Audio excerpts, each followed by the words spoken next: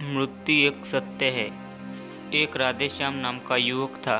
स्वभाव का बड़ा ही शांत एवं सुविचारों वाला व्यक्ति था। बड़ा उसका छोटा सा परिवार था, जिसमें उसके माता पिता, पत्नी एवं 2 बच्चे थे। सभी से वो बेहद प्यार करता था। इसके अलावा वो कृष्ण भक्त था और सभी पर दया भाव रखता था। जरूरतमंद की सेवा करता था, किसी को दुख नहीं देता था।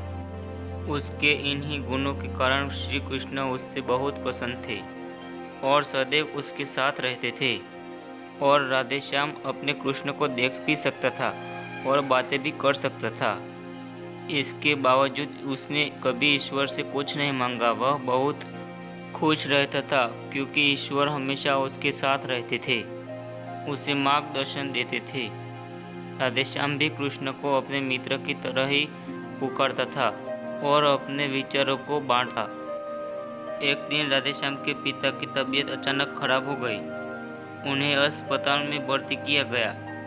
उसने सभी डॉक्टर के हाथ जोड़े, अपने पिता को बचाने की मिन्नतें की, लेकिन सभी ने उससे कहा कि वो ज़्यादा उम्मीद नहीं दे सकते और सभी ने उसे भगवान पर भरोसा रखने को कहा। तभी राधेश्याम को कृष्ण का ख्याल आया और उसने अपने कृष्ण को पुकारा। कृष्ण दौड़े चले आए।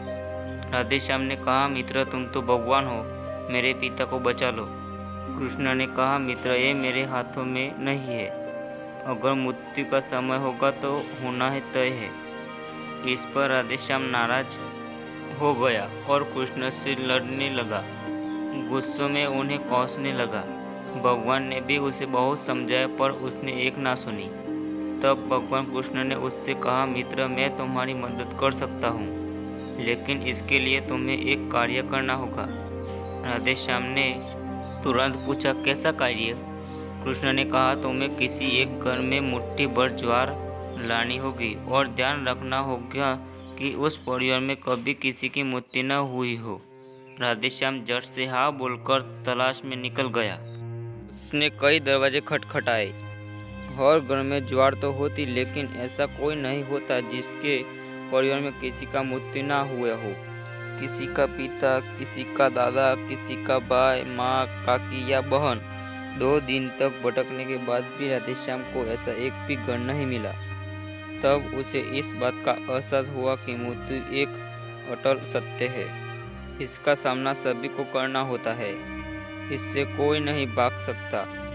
और वो अपने व्यवहार के लिए कृष्ण से क्षमा मांगता है और निर्णय लेता है जब तक उसके पिता जीवित है उसकी सेवा करेगा।